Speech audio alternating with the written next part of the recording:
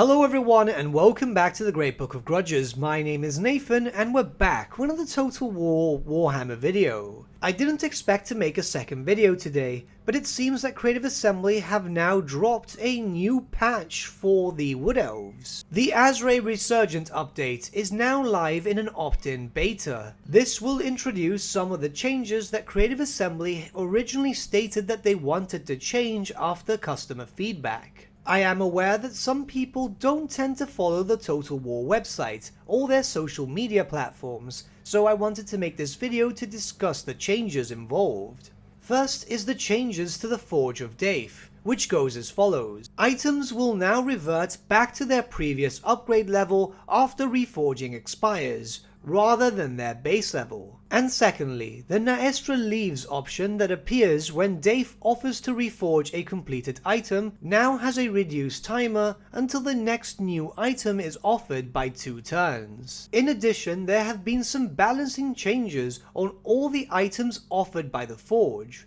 All items have had their stats tweaked, and reforged items will now be significantly stronger, so they are viable choices in comparison to permanent upgrades. It is important to note that these are not the final changes to the Forge, where CA have stated that they're currently working on new UI improvements, and that should be with us within the next year. Next comes some changes to the Wood Elf officers. First for Orion, where Master of Scouts and Herald of the Hunt now has a 30% bonus to income when raiding to local forces. Master of Drums and Master of Supplies now have a plus 25% income from post-battle loot to local forces. Talon of Kurnos, Spirit of the Hunt and Master of the Hunt now have a plus 15% raising income to local forces.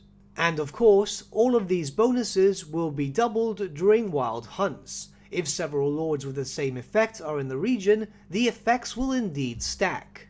Durfu, on the other hand, really doesn't have too many changes. All known faction leader office slots provide a minus 20% upkeep for all units while in own territory. It's trying to keep Durfu's faction within the magical forests, which I guess makes sense, but is a tad boring. There are some bug fixes and changes which I'll let you read on screen, but there are a few which I want to point out. Coadil finally now has the Immortal trait, which means that he will resummon should he be killed. This is rather important as the character is quite popular and was always a bit of a drag when it got murdered.